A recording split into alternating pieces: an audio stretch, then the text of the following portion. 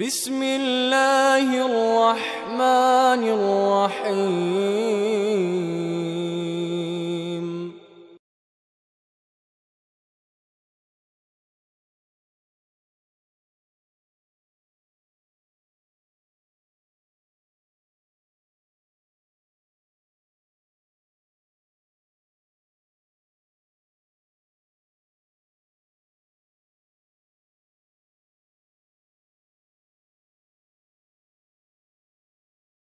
إن الحمد لله نحمده ونستعينه من يهده الله فلا مضل له ومن يضلل فلا هادي له وأشهد أن لا إله إلا الله وحده لا شريك له وأشهد أن محمدا عبده ورسوله أما بعد فإن خير الحديث كتاب الله وخير الهدى هدى محمد صلى الله عليه وسلم وشر الأمور محدثتها وكل محدثة بدعة وكل بدعة ضلالة وكل ضلالة في النار. أعوذ بالله من الشيطان الرجيم. فمن أعرض عن ذكري فإن له معيشة ضنكا ونحشره يوم القيامة أعمى.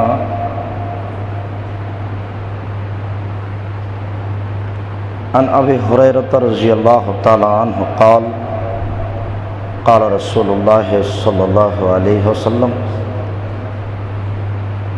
يتقارب الزمان ويقبض العلم وتظهر الفتن ويلقى الشح ويكثر الحرج. رواه البخاري ومسلم. عن أبي هريرة رضي الله تعالى عنه قال قال رسول الله صلى الله عليه وسلم إن من أشرار الساعة يرفع العلم ويكثر الجهل ويكثر شرب الخمر ويكثر النساء ويقل الرجال حتى يكون لخمس امرأة القيم الواحد. رواه مسلم. عن أبي هريرة رضي الله تعالى عنه قال قال رسول الله صلى الله عليه وسلم والذي نفسي بيده لا تذهب الدنيا حتى لا يدري القاتل فيما قتل ولا المقتول فيما قتل. رواه البيهقي بسند صحীহ. সম্মানিত মসজিদের মুসল্লি, প্রশংসা আল্লাহর জন্য, শান্তি অবতীর্ণ হোক আল্লাহর রাসূলের উপর সাল্লাল্লাহু আলাইহি ওয়াসাল্লাম। আজ জুমার খুতবায় বক্তব্যের বিষয় কিয়ামত হওয়ার লক্ষণ, পৃথিবী ধ্বংসের লক্ষণ। এমন কি লক্ষণ রয়েছে যেগুলি আমরা দেখলে বুঝব যে এখন কিয়ামত হবে। এরকম ভবিষ্যৎবাণী রাসূল সাল্লাল্লাহু আলাইহি সাল্লাম পেশ করেছেন। পূর্ব মুহূর্তে কি হবে সেটাও বলেছেন, তার কিছু আগে কি হবে সেটাও বলেছেন। অবশ্য তিনি যেভাবে অবগত হয়েছেন সেভাবে বলেছেন। তিনি গায়েবের খবর জানতেন না, তা একাধিক হাদিস দ্বারা প্রমাণিত। আমরা সময় সাপেক্ষে বলেছি যে তিনি এই যে প্রমাণ হচ্ছে গায়েবের খবর জানেন না। কোনো এক সময়ে বলছিলাম যে আয়েশা রাদিয়াল্লাহু তাআলা আনহা বলেন, আমি ঘুমিয়ে আছি, ভান করে ঘুমিয়ে আছি, আমি আসলে ঘুমাইনি। রাসূল সাল্লাল্লাহু আলাইহি সাল্লাম আসলেন, জামা কাপড় রেখে দিলেন, পাশে শুয়ে গেলেন। তিনি মনে করলেন আমি ঘুমিয়ে গেছি, কিন্তু আসলে আমি ঘুমাইনি, আমি ভান করে ঘুমিয়ে আছি, আমি দেখব তিনি কি করেন। দেখলাম কিছুক্ষণ পরে তিনি উঠলেন, ধীরে উঠে জুতা স্যান্ডেল নিয়ে কাপড় চোপড় নিয়ে ধীরে দরজা খুলে দিলেন, বাইরে গিয়ে ধীরে দরজাটা টান দিয়ে বন্ধ করে চলে গেলেন। আয়েশা রাদিয়াল্লাহু তাআলা আনহা এগুলি দেখছেন, ভান করে ঘুমিয়ে আছেন। কই আল্লাহ রাসূল তো জানতে পারলেন না, আল্লাহ রাসূল তো গায়েবের খবর জানেন না, পাশের বউ কিভাবে ঘুমিয়ে আছেন সেটাই তিনি জানেন না। আর হুজুরের কত বড় সাহস, হুজুর বলে আল্লাহ রাসূল গায়েবের খবর জানেন, অদৃশ্যের খবর জানেন হুজুর। পাশের স্ত্রী ভান করে ঘুমিয়ে আছেন সেটাই তিনি বুঝতে পারেন না। তিনি মনে করছেন যে আয়েশা ঘুমিয়ে আছেন, তাই তিনি ধীরে ধীরে উঠলেন, কাপড় চোপড় নিলেন, জুতা স্যান্ডেল নিলেন, ধীরে দরজা খুললেন, বাইরে চলে গেলেন। সম্মানিত মসজিদের মুসাল্লি, ভবিষ্যৎবাণীটা তিনি যা করেছেন তা যেভাবে অবগত হয়েছেন সেভাবে করেছেন। মহান আল্লাহ বলেন, ওমান আরাদা আন যিকরি ফাইন্না লাহু মাঈশাতান যানকা, নিশ্চয়ই যে ব্যক্তি আমাকে স্মরণ করা থেকে বিরত থাকবে, আমি যে সৃষ্টিকর্তা আমাকে ডাকবে না, আমাকে স্মরণ করা থেকে বিরত থাকবে, ফাইন্না লাহু মাঈশাতান যানকা, তার জীবিকা নির্বাহ হবে অতীব দুঃসাধ্যপূর্ণ, অতীব সংকীর্ণ। এই পর্যন্ত আয়াতের অনুবাদে পরিস্থিতি দুনিয়াতেই যদি হয় তাহলে বাস্তব বুঝতে পারি না, তার জীবিকা নির্বাহ সংকীর্ণ হবে এইটা আমরা বাস্তবে তেমন বুঝতে পারি না। কেননা যারা আল্লাহকে ডাকে না, যারা মানে না, তাদের অর্থের অভাব নেই, তারা ভালো ভোগবিলাসী জীবন যাপন করছে। কিন্তু আল্লাহ তাআলা বলছেন, যে ব্যক্তি আমাকে ডাকা থেকে বিরত থাকবে আমি তার জীবিকা নির্বাহ সংকীর্ণ করে দেব। এই আয়াতের অর্থ যদি পার্থিব জগতেই ধরে নিই তাহলে অর্থ বেশি হলেও মানব জীবনে যে একটা মানবিক শান্তি আছে সেটা সে ভোগ করবে না। আর বিচারের মাঠে যদি হয় তাহলে তার বলার অবকাশ রাখে না, তাহলে তার জন্য কত কঠিন অবস্থা সে নিজেই বুঝে না। পরের অংশগুলি প্রমাণ তাই হয়। তিনি বলেন, অনাহারস্বরহু ইয়াউমাল কিয়ামা আমা, আমি তাকে বিচারের মাঠে অন্ধ করে উঠাবো। তাহলে এক শ্রেণীর মানুষ বিচারের মাঠে অন্ধ অবস্থায় উঠবে, চোখে দেখবে না। অবশ্যই এই কথা আল্লাহ তাআলা অন্য জায়গাতেও বলেছেন এইভাবে, অনাহারস্বরহুম ইয়াউমাল কিয়ামা আলা ওজুহিহিম সুম্মু বুকমু উমিয়ু সুম্মা, অবশ্যই আমি তাকে বিচারের মাঠে, অবশ্যই আমি তাদেরকে বিচারের মাঠে উল্টা মুখে উঠাবো। মুখ থাকবে নিচের দিকে, পা থাকবে উপরের দিকে, তারা হবে চোখে অন্ধ, কানে বধির, মুখে বোবা। ওখানে আল্লাহ তাআলা এই তিনটি কথা বলেছে, আমি তাদেরকে উল্টা করে উঠাবো। মুখ থাকবে নিচের দিকে, পা থাকবে উপরের দিকে, চোখে হবে অন্ধ, কানে হবে বধির, মুখে হবে বোবা। এ কথা আল্লাহ বলছে। তাহলে বিচারের মাঠের এক পর্যায়ের এটা অবস্থা। এক পর্যায়ের কেন? রাসূল সাল্লাল্লাহু আলাইহি সাল্লাম বলেন, মা মিন মুসলিমিন ইয়াতাকাল্লামু ইয়াউমাল কিয়ামা লাইসা বাইনাহু ওয়া বাইনাহু তারজুমান ওয়ালা হাজাবুন ইয়াহজাবুহু। বিচারের মাঠে আল্লাহ তাআলা প্রত্যেকটা মানুষের সাথে কথা বলবেন, সেখানে কোনো দোভাষী থাকবে না এবং আল্লাহ ও ব্যক্তির মাঝে কোনো অন্তরাল আর থাকবে না। সবাই কথা বলবে, তাহলে মুখ খোলা হবে, সবাই সবার সাথে আল্লাহ কথা বলবেন। তারপরে আল্লাহ রাসূল বলেন, সুম্মা ইয়ানজুরু আশআমা মিনহু আইমানা মিনহু, সে তার ডান দিকে লক্ষ্য করবে, ফায়ারা মা কাদ্দামা মিন আমালিহি, তার কর্মের সব কিছু দেখতে পাবে, জীবনে যা কিছু করেছে, ভালো মন্দ যা করেছে সব দেখতে পাবে।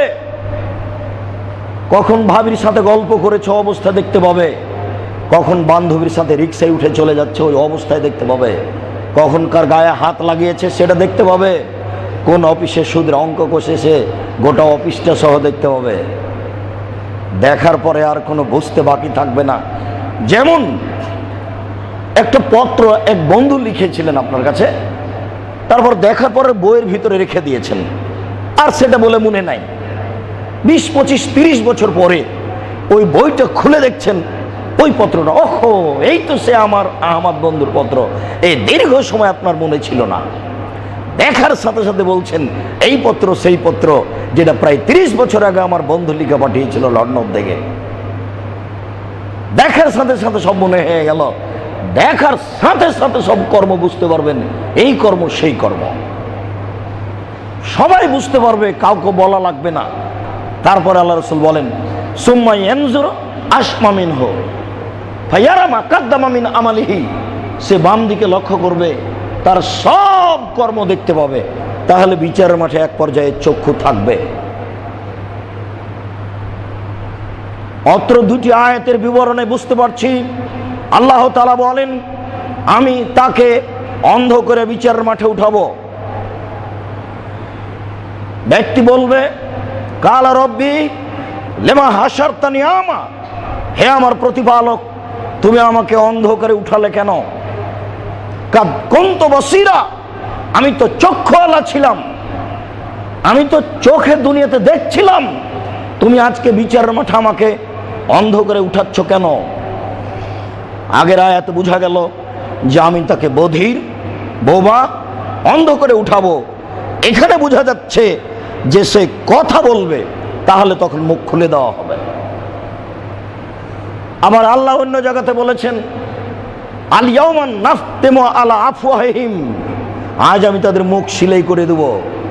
ওয়াতাশহাদু আরজুলুহুম বিমা কানু ইয়াকসিবুন, তাদের পা কথা বলবে, হাত সাক্ষী দিবে। কথা বলবে পা, সাক্ষী দিবে হাত। যখন পায়ের সব কথা বলা হবে তখন হাত বলবে তুমি ঠিক বলেছ। তাহলে মুখ সিলাই করা থাকবে এক পর্যায়ে। বিচারের মাঠ কত কঠিন জটিল তা স্পষ্ট বুঝাতে অক্ষম।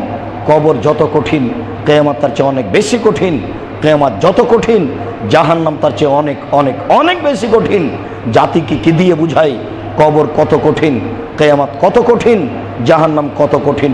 সম্মানিত মসজিদের মুসল্লি, বলছিলাম আল্লাহ তাআলা যখন তাকে অন্ধ করে উঠাবেন তখন ও বলবে আমি তো চক্ষুওয়ালা ছিলাম, তুমি আমাকে অন্ধ করে উঠালে কেন? কালা, তখন আল্লাহ বলবেন কাদালিকা, অনুরূপী, আতাতকা আয়াতুনা ফানাসিতাহা, তোমার কাছে আমার নিদর্শন এসেছিল, তুমি আমার নিদর্শনকে ভুলেছিলে। আমি আল্লাহ সব কিছু করতে পারি, এরকম কোটি হাজারো লক্ষ নিদর্শন তোমার কাছে এসেছে, তুমি আমার নিদর্শন দেখে অন্ধ ছিলে। ওয়া কাযালিকা আল-ইয়াওমা তুনসা, আজকে আমি তোমাকেও ভুলে গেছি, তুমি চক্ষু রেখেছো না অন্ধ অবস্থায় আছো। আমি তোমাকে ভুলে গেছি, তোমার চক্ষু থাকা না থাকা আমি পরোয়া করি না। তুমি আমার নিদর্শনকে ভুলে গেছিলে, আজকে আমি তোমার চক্ষুকে ভুলে গেছি। আমি আজকে তোমার প্রতিশোধ দাঁত তুলেই ছাড়ব। আজ আমি কাহার, আজ আমি বিচার করব। বিচার আমি প্রতিদিন করি না। 7 আকাশ এক হাতে ধরে, 7 জমিন এক হাতে ধরে তিনি বলবেন আইনাল জাব্বার আইনাল মুতাকাব্বির আনা মালিকুল আমলাক, রাজা ধীরাজ কোথায়, স্বৈরাচারী স্বেচ্ছাচারী কোথায়? আমি হচ্ছি রাজা ধীরাজ। বিচার আজ হবে। আলিয়ামুল লা তামলিকু নাফসুন লিনাফসিন শাইআ ওয়াল আমরু ইয়াওমাইযিন লিল্লাহ। আজ কোনো মানুষ কোনো মানুষের কোনো উপকার করতে পারবে না, একচ্ছত্র মালিকানা আমার হাতে থাকবে। আজ বিচারের দিন।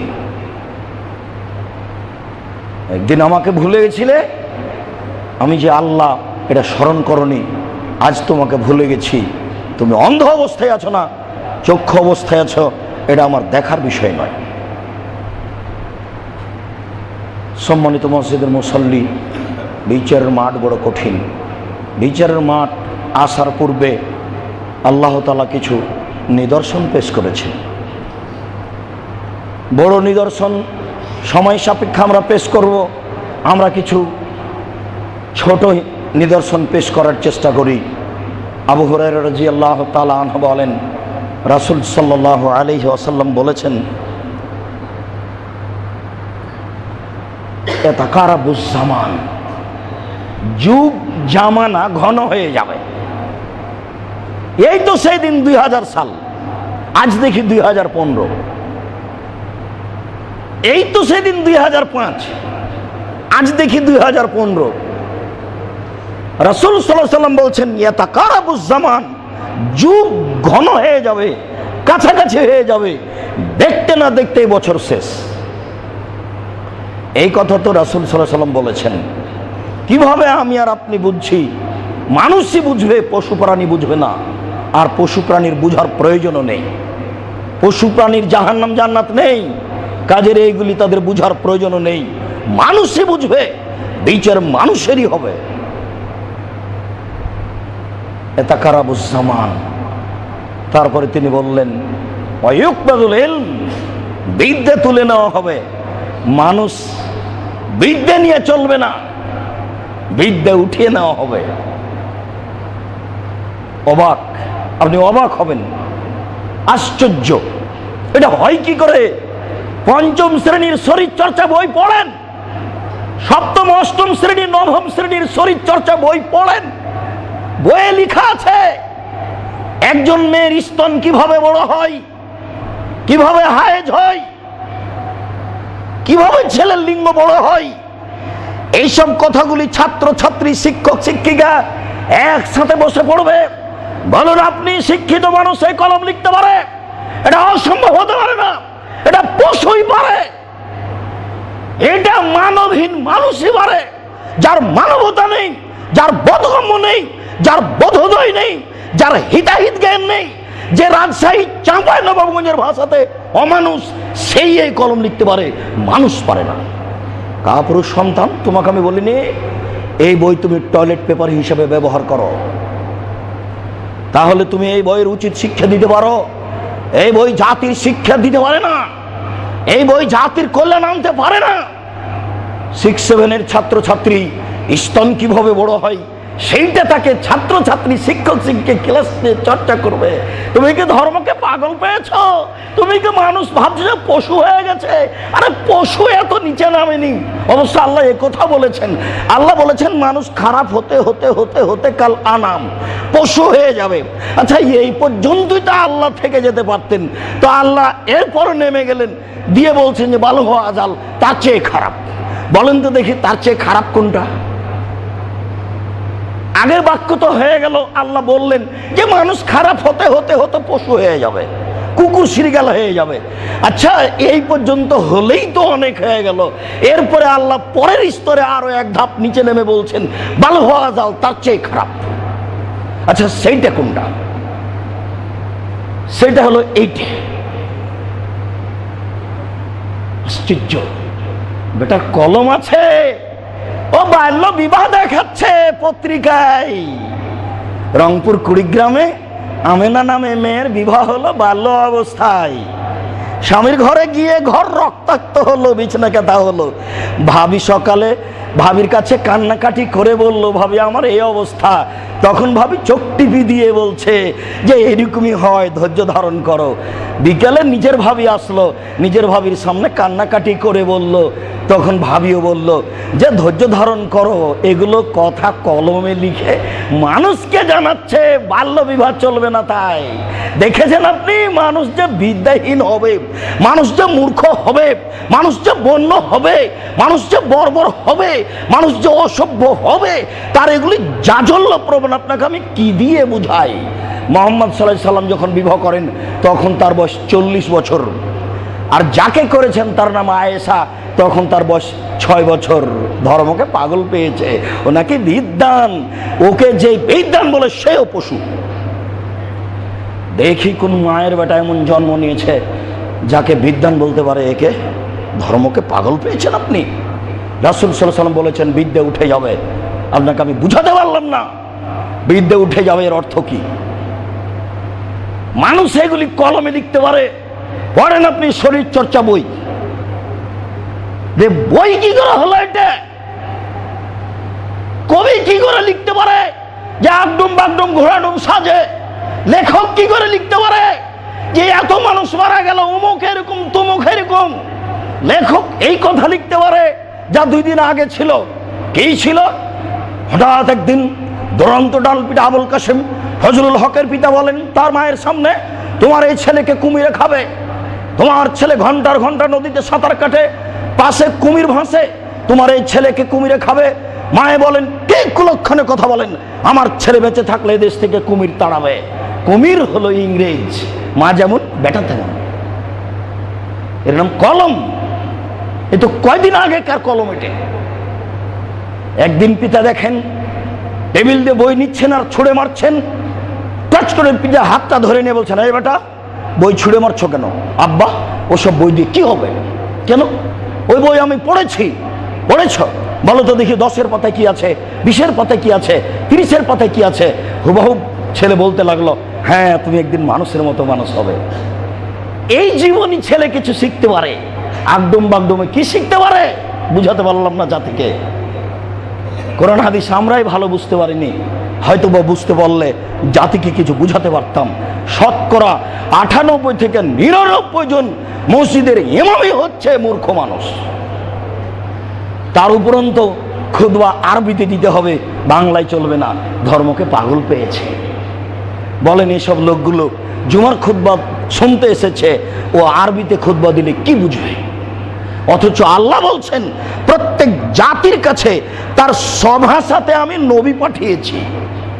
নবীকে আমি যেখানে পাঠিয়েছি ওর ভাষাতে পাঠিয়েছি, যাতে করে নবী তাদেরকে বুঝাতে পারে যে তিনি কে আর আল্লাহকে। তা আমার খুতবাই যদি আরবিতে হয়, তাহলে আমি কে আর মুসল্লিকে এটা আমি কি দিয়ে বুঝাবো? সবাই যে অন্ধ হয়ে গেল। রাসূল সাল্লাল্লাহু আলাইহি সাল্লাম 1450 বছর পূর্বে এই কথা বলেছেন যে ইকবাজুল ইলম, বিদ্যা উঠিয়ে নেওয়া হবে। দেখেন আপনি কলম দেখেন মানুষের। আপনাকে আমি বুঝাতে পারলাম না মানুষ মূর্খ কিভাবে হয়। প্রতিটা কাজই করছে এইভাবে। যেমন ধরেন আপনার বাড়ির কথাটাই বলি, যে আজকে আপনার বাচ্চাটা জন্ম নিয়েছে, সামনে বছরে এই দিনে আপনারা স্বামী স্ত্রী কিছু ভাবছেন, আজকে আমার বাচ্চাটা জন্ম নিয়েছিল গো, আজকে কিছু করা দরকার। বলেন আপনি সত্যি সত্যি বুদ্ধি রাখেন নাকি? সত্যিই কি আপনি শিক্ষিত? সত্যিই কি আপনার বুদ্ধি আছে? সত্যিই কি আপনি অমানুষ নন? যার ভিতরে মানবতা থাকে না সেই হলো অমানুষ। যার ভিতরে বিদ্যা থাকে না সেই হলো মূর্খ। যার ভিতরে হিতাহিত জ্ঞান থাকে না সেই হলো অমানুষ। আল্লাহর নবী বলেছেন বিদ্যা উঠে যাবে। আপনাকে আমি কি দিয়ে বুঝাই যে বিদ্যা উঠে যাবে? আপনি আমার চেয়ে অনেক সচেতন। আপনি সমাজের বাস্তবতা এই লেখকের কলম দেখলে আপনি বুঝতে পারবেন। একটা পদ্য দেখেন, একটা গল্প দেখেন, 4, 5, 6, একটা ইতিহাস দেখেন। একটা ইতিহাস কি সত্য? আপনার কি একটা ইতিহাস সত্য? আপনি যে আপনার ছেলে মেয়েকে এগুলো পড়াচ্ছেন, আপনার যদি সব কিছুই মিথ্যে হয় তাহলে বাচ্চারা শিখবে কি? তিনি বলেন অতাজহারুল ফেতান, ফেতনা প্রকাশ পাবে। ফেতনা এটা আরবি শব্দ, যে কোনো সমস্যার নাম ফেতনা।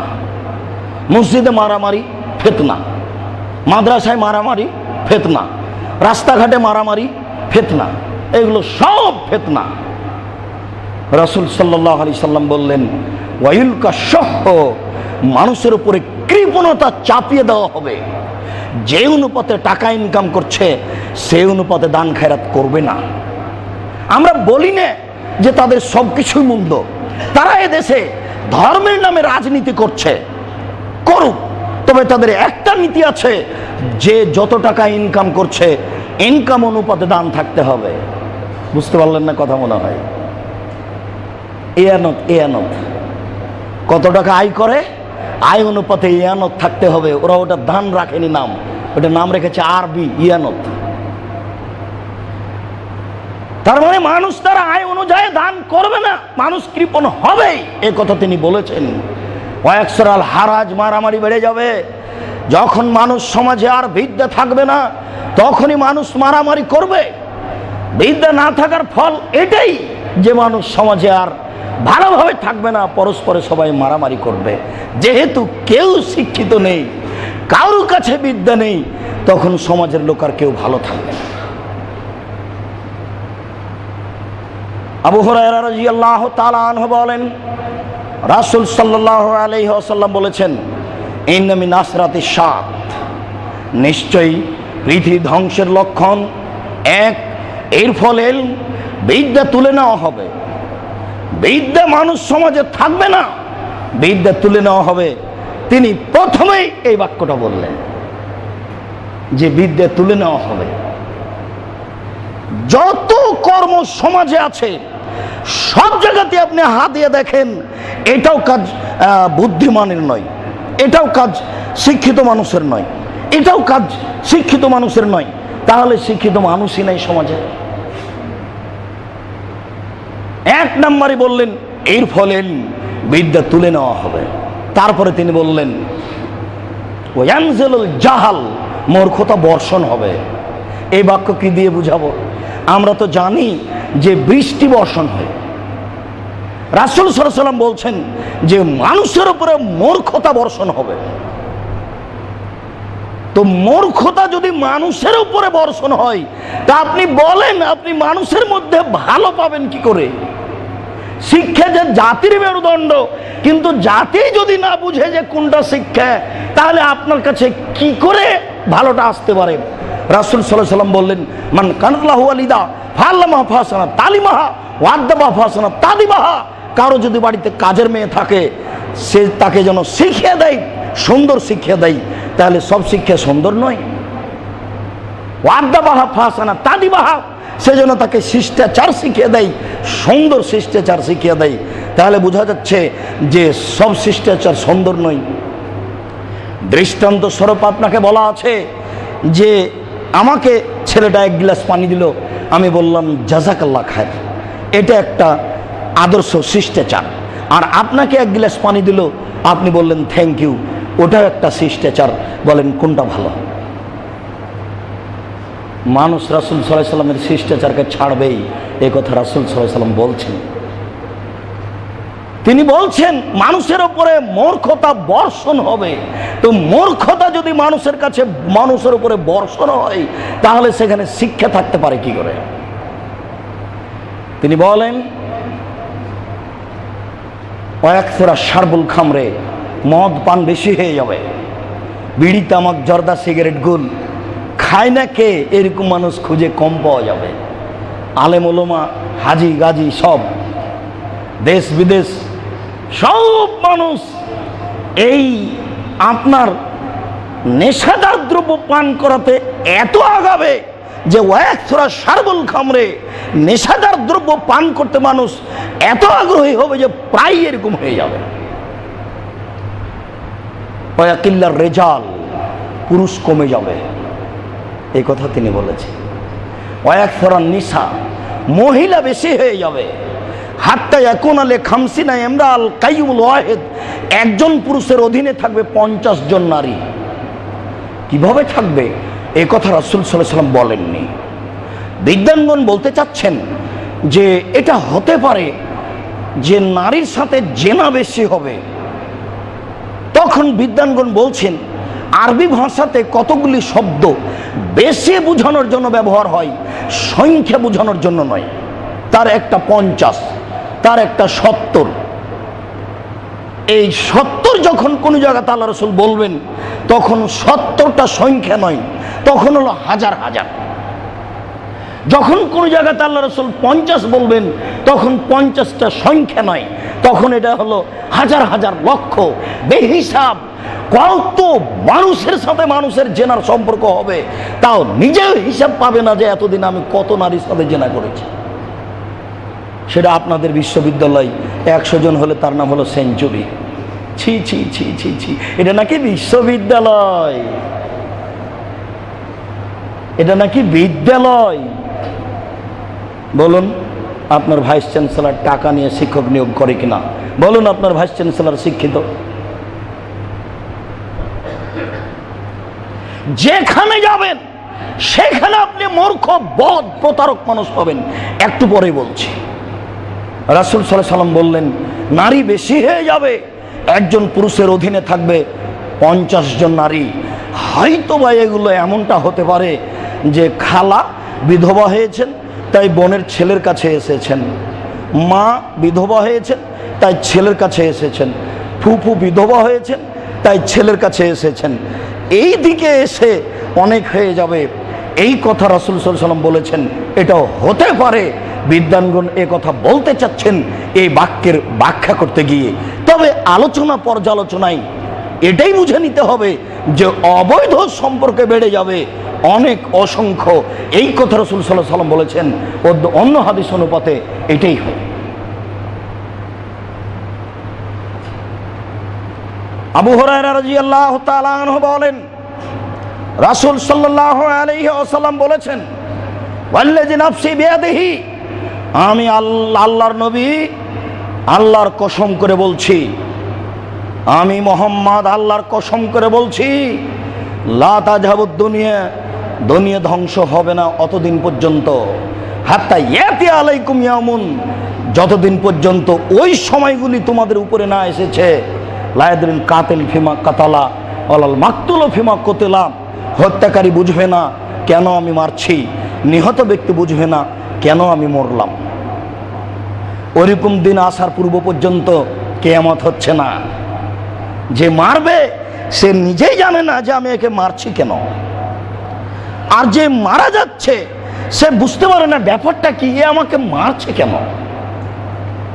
চেয়ারম্যান মেম্বার অমুক বিত্তশালী 50 লক্ষ টাকা দিয়েছে, অমুককে মেরে আসতে হবে, এই টাকা নিয়ে তাকে মারতে চলে গেছে। এ কিন্তু জানে না যে তাকে মারা যাবে কি না, সে কি অপরাধী, সে এমনিতে মারতে আরম্ভ করেছে যেহেতু টাকা পেয়েছে। এখন যাকে মারছে সে বলছে ব্যাপারটা কি, একে তো আমি চিনতে পারি না, এর সাথে তো আমার জমি জায়গা নিয়ে কোনোদিন দ্বন্দ্ব হয়নি, এ আমাকে মারছে কেন। এরকম সমাজ হবে যখন, তখন বুঝবেন এখন কিয়ামত হবে। যেটা আপনি এখন যেখানে সেখানে দেখতে চাচ্ছেন, যেখানে সেখানে দেখতে পাচ্ছেন, এটাই ঘটছে। রাসূল সাল্লাল্লাহু আলাইহি সাল্লাম এই কথা 1450 বছর পূর্বে বলেছেন যে সমাজের অবস্থা এরকম হয়ে যাবে। তখন বুঝতে হবে যে পৃথিবী আর বেশি দিন থাকবে না, শেষের দিকে চলে এসেছে। আবু মুসা আশআরী রাদিয়াল্লাহু তাআলা আনহু বলেন, রাসূল সাল্লাল্লাহু আলাইহি ওয়াসাল্লাম বললেন, কাইফা বিকুম ওয়া বিজামানিন, আবু মুসা তোমাদের কি হবে, যুগের কি হবে। আবু মুসা তোমাদের কি হবে, যুগের কি হবে, পরিস্থিতির কি হবে। আবু মুসা এ যাও উবকিতা ফি হুসালাতি মিনান নাস, যখন তুমি থাকবে আগাছার মাঝে। ঢাকা শহরে বসবাস করলে আপনার আব্বা জমি চাষ করতেন, মনে পড়ে না আপনার? ধানের জমি থেকে যাকে উঠিয়ে ফেলা হয় তার নাম ঘাস। আপনি একদিন ছিলেন ঘাস ওঠানোর সময়, বা দেখছিলেন যে আমাদের রাখাল কৃষাণ ঘাস উঠিয়ে ফেলে, ওটার প্রয়োজন নেই, ওটার নাম আগাছা, যেটাকে আমরা ঘাস বলি। তা আল্লাহর নবী বলছেন যে আবু মুসা যেদিন তুমি থাকবে ঘাসের মাঝে তখন তোমার কি হবে। তার মানে সমাজের লোক সবাই হবে ঘাস, আগাছা, বিদ্যা নেই, বিদ্যা উঠে গেছে। তাহলে হেডমাস্টার, প্রিন্সিপাল, এমপি, মন্ত্রী, ডিসি, এডিসি, পিতে, বাপ মা, গ্রামের সর্দার সবাই অন্যায়টাকে বলবে নেই। যদি ন্যায়কে নেই বলে তাহলে এখনো বিদ্যা আছে, আর ন্যায়কে যদি অন্যায় বলে তাহলে বুঝতে হবে যে বিদ্যা নেই। আল্লাহ রাসূল বলছেন, আবু মুসা যেদিন তুমি আগাছার মাঝে থাকবে সেদিন তোমার কি হবে, যুগের কি হবে। তার মানে সমাজের সমস্ত লোককে আল্লাহ রাসূল বলেন সব আগাছা, কারো বিদ্যা নেই, কারো বুদ্ধি নেই, কারো বিদ্যা নেই, কারো বুদ্ধি নেই। হেডমাস্টার একটুকু ভাবে না যে এটা 10-এর টাকা, জনগণের টাকা। নির্দ্বিধায় টাকা একটা ছেলে দিয়ে গেল ভর্তির জন্য 5,000 টাকা পকেটে করে নিয়ে বাড়ি চলে গেলো। যাওয়ার সময় তো মাছ কিনে চলে গেলো, মাছ কিনে নিয়ে বাড়ি চলে গেলো। ও একটুকু পরোয়া করে না, মানে হিসাবই নাই, ওর বিদ্যায় কোনো কাজ করে না। ও একটা জড় বস্তু হয়ে গেছে। নইলে আল্লাহ রাসূল এই কথা বলছেন কেন? আবু মুসা, যেদিন তুমি আগাছার মাঝে থাকবে সেদিন তোমার কি হবে, যুগের কি হবে। এই কথা বলার পরে তিনি থামেননি, আরো বলছেন, মারে যাত উহুদহুম ও আমানাতহুম, মিটে যাবে তাদের ওয়াদা অঙ্গীকার, মিটে যাবে তাদের আমানত। মানুষের সাথে ওয়াদা করেছে, এটা বহাল রাখতে হবে, এটা জনগণ, নেতা নেত্রী এটা বুঝবে না। মানুষের টাকা পয়সা তাদের কাছে আছে, এটা আমানত, এটা উঠে যাবে, এটা তারা বুঝবে না। 3, অখতালাফু, তারা মারামারি করবে। সুম্মা সাব্বাকা বাইনা আসাবিহি, এরপরে তিনি মারামারি দেখাচ্ছেন এইভাবে, ডান হাতের আঙ্গুলগুলিকে বাম হাতের আঙ্গুলের ভিতরে ঢুকিয়ে দিলেন, দিয়ে বললেন, দেখো মারামারি হইচই সমাজে এইভাবে ঢুকে যাবে। একটা আঙ্গুল যেমন আর একটা আঙ্গুলের মধ্যে ঢুকে গেছে, ঠিক তেমনি সমাজে হইচই, মারামারি, দাঙ্গামা, হাঙ্গামা এইভাবে ঢুকে যাবে। তাহলে বলেন আপনি কল্যাণ পাবেন কোথায়? মসজিদের অবস্থা একই, মাদ্রাসার অবস্থা একই, কলেজের অবস্থা একই। আশ্চর্য, বিদ্যা না উঠলে এই ছেলেটা ম্যাট্রিক পাস করার পরে, ইন্টার পাস করার পরে যেমনই বিশ্ববিদ্যালয়ে ভর্তি হলো, কলেজে ভর্তি হলো, তখনই ও বুঝে নিল যে আমাকে আন্দোলন করতে হবে। আরে বেটা, তুই তো এখনো ক কিভাবে বানাতে হয় আর খ কিভাবে বানাতে হয় এটাই শিখিসনি। তুই কলেজ বিশ্ববিদ্যালয়ে এসে তুই আন্দোলন করতে হবে, তোকে এটা কি করে বুঝলি? তুই কি করে বুঝলি যে আমি ছাত্রমৈত্রীর দল? তুই কি করে বুঝলি যে আমি অমুক সংগঠনের নেতা? তুই কি করে বুঝলি যে আমি নেতৃত্ব দিব? ইমাম বুখারী বলছেন, ইলমু কাবলাল কওল আল আমালে, কথা এবং কর্মের পূর্বে বিদ্যা, কথা এবং কর্মের পূর্বে বিদ্যা, কথা এবং কর্মের পূর্বে বিদ্যা। যে কোনো ছাত্র আন্দোলন হারাম, যে কোনো ছাত্র আন্দোলন হারাম। ছাত্র আন্দোলন পশু করে, মানুষ করে না। ছাত্র আন্দোলন পশু করে, মানুষ করে না। ছাত্র আন্দোলন পশু করে, মানুষ করে না। ইমাম বুখারী বলেছেন যে কথা ও কর্মের পূর্বে বিদ্যা। শুনুন, এটা ফল বিদ্যা না থাকার, অসম্ভব, এটা হতে পারে না। বিদ্যা আগে হবে, তারপর নেতৃত্ব কিভাবে করতে হয় সেটা পরে। বিদ্যাই তাকে বলে দিবে যে কোনটা করা যাবে আর কোনটা করা যাবে না।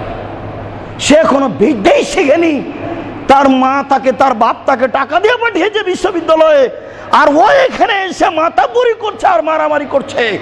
রাসূল সাল্লাল্লাহু আলাইহি ওয়াসাল্লাম বলছেন, সিনফান মিন উম্মতি মিনান নার, আমার উম্মতের 2টি দল জাহান্নামে যাবে, লাম আরাহুমা, আমি তাদের এখনো দেখিনি। আমার উম্মতের 2টি দল জাহান্নামে যাবে, আমি তাদের এখনো দেখিনি।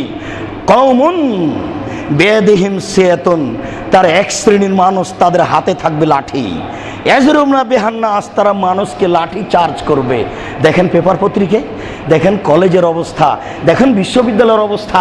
ছাত্ররা ছুটে যাচ্ছে, পুলিশ লাঠি নিয়ে ছুটে যাচ্ছে, আবার ছাত্ররা লাঠি নিয়ে ছুটে যাচ্ছে, পুলিশ আগে আগে বলে যাচ্ছে। আরে এটা নাকি বিদ্যা, এটা নাকি বিশ্ববিদ্যালয়। আরে এটা মূর্খের বিদ্যালয়, এটা বিশ্ববিদ্যালয় নয়। অসম্ভব। সবাইকে যদি আমি মূর্খ প্রমাণ করতে না পারি, জাতির সামনে বক্তব্য দেব না।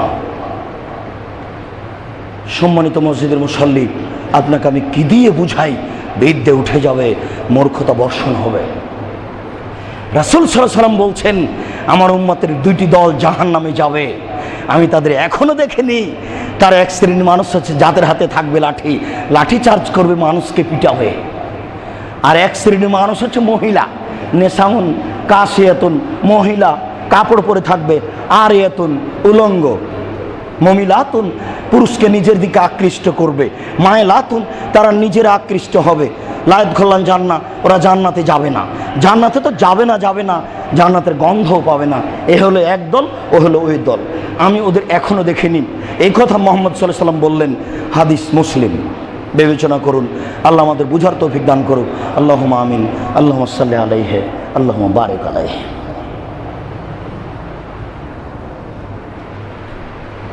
আলহামদুলিল্লাহ ওয়াহদা ওয়াসসালাতু ওয়াসসালামু আলা মান লা নাবিয়্যা বাদা।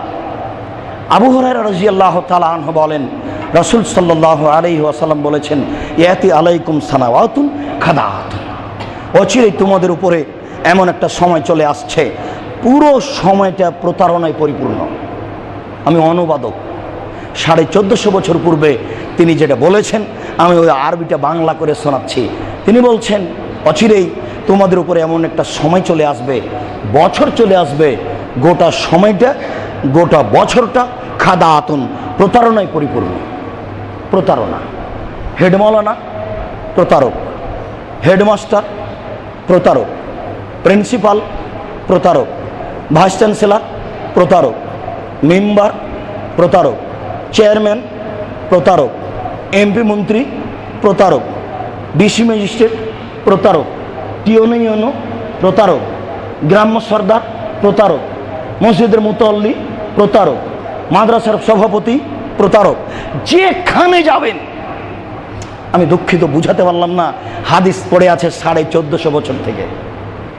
এই হাদিস গ্রন্থে আছে, পড়ে আছে 1450 বছর থেকে। কেউ দেখে না, দেখা প্রয়োজন মনে করে না, যেহেতু এমনিতেই চলছে, সবারই চলছে। গোটা কোরআন মাজিদ আল্লাহ জাহান্নাম আর জান্নাতের আলোচনা দিয়ে ভর্তি করেছেন। গোটা কোরআন মাজিদ আল্লাহ নিজে বারবার বলছেন, আমি গাফুর, আমি রাহিম, আমি গাফুর, আমি রহিম, আমি দয়াশীল, আমি ক্ষমাশীল। আমাকে একটু বলো না যে আমি পাপ করেছি, লাউবালি, আমি পরোয়া করি না তুমি কত বড় পাপী, আমি পরোয়া করি না তুমি কত বড় পাপী, শুধু আমাকে বলো যে আমার ভুল হয়েছে, তাহলে আমি ক্ষমা করে দেবো। আমি গাফুর, আমি রাহিম, আমি গাফুর, আমি রাহিম, আমি ক্ষমা করি, আমি দয়া করি, আমি ক্ষমা করি, আমি দয়া করি। গোটা কোরআন মাজিদে দুটো শব্দ দিয়ে পরিপূর্ণ। কেউ কি পড়ে, কেউ কেউ বুঝে, কেউ কেউ জানে, কেউ কেউ প্রয়োজন মনে করে। প্রয়োজন না মনে করলেও যে চলে, কাজে কেউ প্রয়োজন মনে করে না। 1450 বছর থেকে হাদিস গ্রন্থ পড়ে আছে, কেউ দাম দেয় না। হুজুরের তো বক্তব্য চলে ইসব জুলেখার কাহিনী দিয়ে, আর মসজিদের খতিবের খুতবা চলে আপনার পীর সাহেবের আর মুরিদের কর্ম দিয়ে। এই হাদিস পড়ার মানুষের প্রয়োজন নেই। তিনি বললেন প্রতারণা দিয়ে পরিপূর্ণ। এবার এইটাকে বাস্তবায়ন করে দেখাচ্ছে। তিনি কথা শেষ করেননি, তিনি বলছেন, দেখেন, ইসবদাকুল কাদেব, ওই সময়ে মিথ্যাবাদীকে বলা হবে সত্যবাদী।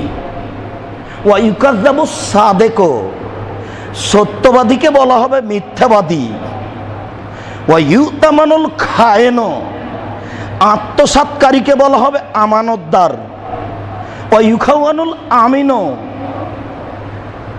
আর আত্মসাৎকারীকে বলার, আর আপনার যে আমানতদারকে বলা হবে আত্মসাৎকারী। তাহলে সম্পূর্ণ উল্টা হলো না? এখন এই সময়টা প্রতারণায় পরিপূর্ণ। দেখেন, আপনি, আপনার ছেলেও তাই, আপনিও তাই। আপনি বলছেন অমুকের চরিত্র ফুলের মতো পবিত্র। দেখেন এটা প্রতারণায় পরিপূর্ণ কিনা। এটা ঢাকা শহর, আপনার বাড়ির উপরে আপনার পক্ষ থেকে একটা পতাকা আছে পাকিস্তানের, আর আপনার ছেলের একটা পতাকা আছে ব্রাজিলের।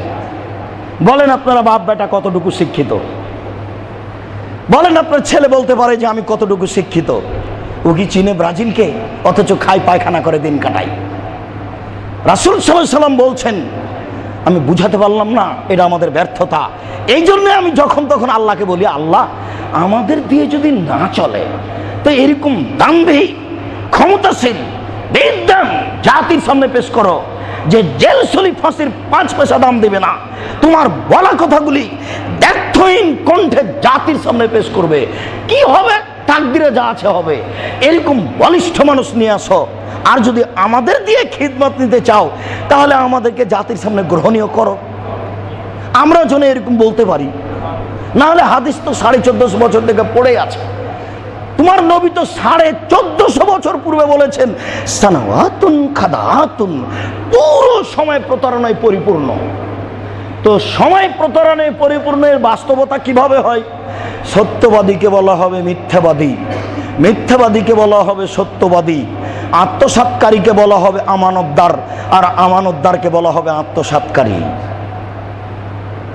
আর কিভাবে বুঝাবো আপনাকে, আমি এর চেয়ে বুঝি না। পরের বাক্য, এখন আল্লাহ রাসূল কথা শেষ করেননি, তারপরে তিনি বলছেন ওই সময়তে রোআইবেজ কথা বলবে, এটা আরবি শব্দ, ওই সময় রোআইবেজ কথা বলবে।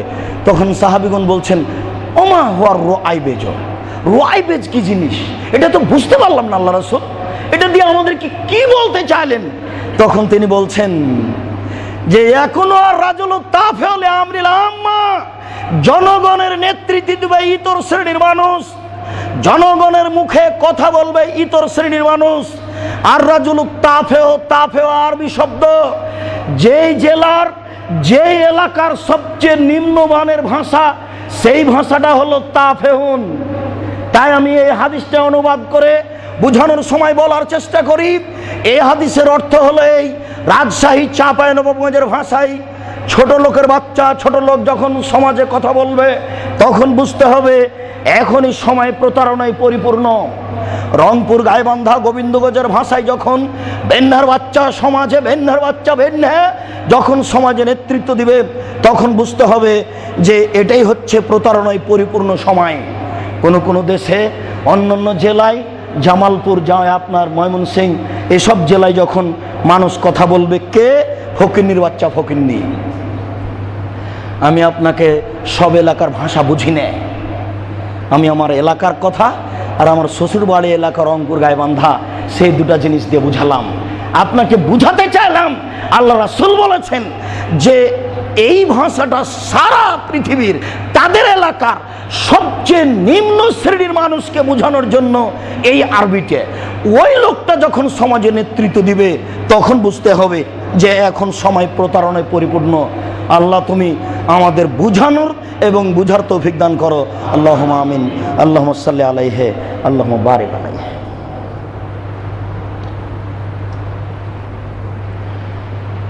আলহামদুলিল্লাহ ওয়াহদা ওয়াসসালাতু ওয়াসসালামু আলা মান লা নাবিয়্যা বাদা। আবু মুসা আশআরী রাদিয়াল্লাহু তাআলা আনহু বলেন, রাসূল সাল্লাল্লাহু আলাইহি ওয়াসাল্লাম বলেছেন, ওয়ায়াকসুরুল হারাজ, মা সমাজে মারামারি বেশি হয়ে যাবে, হাত্তা একতলার রাজুল জারাহু ওয়া ইবনা আম্মিহি ওয়া যা কারাবাতিহি, মানুষ হত্যা করবে প্রতিবেশীকে, মানুষ হত্যা করবে চাচাকে, মানুষ হত্যা করবে নিজ আত্মীয় স্বজনকে, অফিরায়াতিন আবাহু, মানুষ হত্যা করবে বাপকে। এটা হলো পৃথিবী ধ্বংসের পূর্ব লক্ষণ। যেমনই বাপের কথাটা উল্লেখ করেছেন তেমনি সাহাবীগণ বলছেন লাইসা মানাও কোনো না, বলেন কি মানুষ বাপকে হত্যা করতে পারে, মানুষ চাচাকে হত্যা করতে পারে? সেই সময় থেকে আমাদের বিবেক থাকবে না? এটা সাহাবীদের জিজ্ঞাসা। মান লাইসা, লাইসা মানা অকুল না, সেদিন আমাদের বিবেক থাকবে না? কেমন কথা বলছেন আপনি যে মানুষ চাচাকে হত্যা করবে, বাপকে হত্যা করবে, আত্মীয় স্বজনকে হত্যা করবে? এটা কেমন কথা হলো? তখন আল্লাহ রাসূল বলছেন লা, না, তুনজা অকুল আকসার জালেকা জামান, ওই সময়ে প্রায় মানুষের বিবেককে তুলে নেওয়া হবে। বলেন আপনার প্রিন্সিপাল কি করতে পারে? বলেন আমরা ভাইস চ্যান্সেলর কি করতে পারে? সেও সুযোগ পেলে নারী ধর্ষণ করবে, তার মানে তার কাছে বিদ্যা নেই। নারী দিয়ে চলে বেশি নাম্বার। কলেজ বিশ্ববিদ্যালয়ের নাম্বার কি দিয়ে বেশি চলে? নারী দিয়ে। ওই ছাত্রী খুব তেজি ছাত্রী নাম্বার পায়নি, আরে পচা ছাত্রী সবার চেয়ে বেশি নাম্বার। বুঝা গেল না ব্যাপারটা কি? আশ্চর্য। আপনি কোথায় হাত দিবেন, যেখানে যাবেন এটাই। এটা তো আল্লাহ রাসূলের বলা কথা। তিনি বলে গেছেন মানুষকে সতর্ক করার জন্য, সাবধান থাকো ওই সময়ে। দেখুন এবার সাহাবী বলছেন, এখনো এই হাদিসের অংশ শেষ হয়নি। তারপর আল্লাহ রাসূল বলছেন, হ্যাঁ থাকবে না বিবেক, মানুষের বিবেক তুলে নেওয়া হবে। ওয়ায়াখলুফুল্লাহু হাবা মিনান নাস, আর বোকা মানুষ মানুষের নেতৃত্ব দিবে।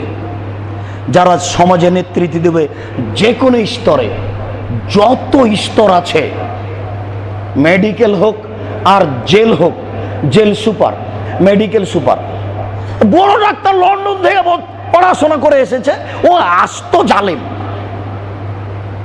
ওর বদের শেষ নাই, ও চিকিৎসাই করেনি, 4-5টা পরীক্ষা দিয়েছে, কিছুই মুখের কথা বলেনি, বলছে 1000 টাকা। ওই 1000 টাকা নিয়ে নিল গরিব মানুষের কাছ থেকে, একটু ভাবলো না, একটু চিন্তা করলো না।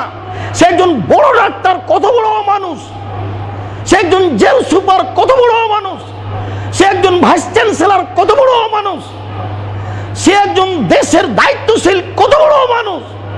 মানুষের কাছে মানবতাই থাকবে না। সম্মানিত মুসল্লি, আমি কি দিয়ে বুঝাই আপনাকে?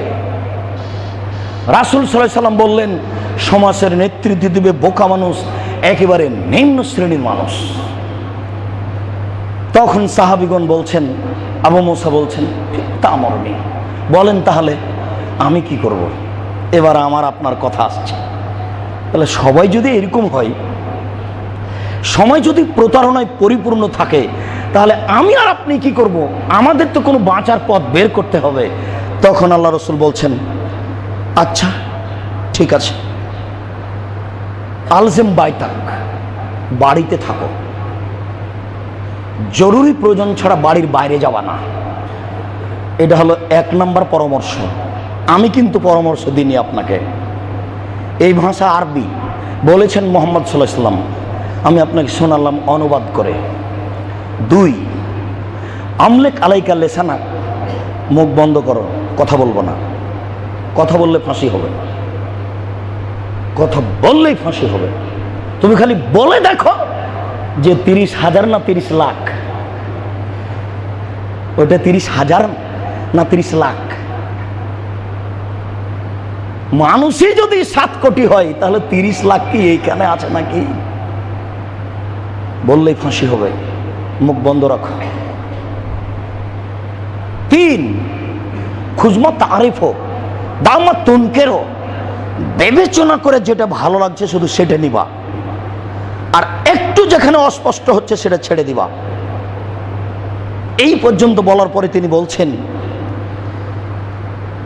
ওয়ালজিম বেআমরে নফসে খাসা, শুধু নিজেকে বাঁচাও, ওয়াদা আমরা আম্মা, জনগণ ছেড়ে দাও, নিজেকে বাঁচাও, পরিস্থিতি খুবই জটিল।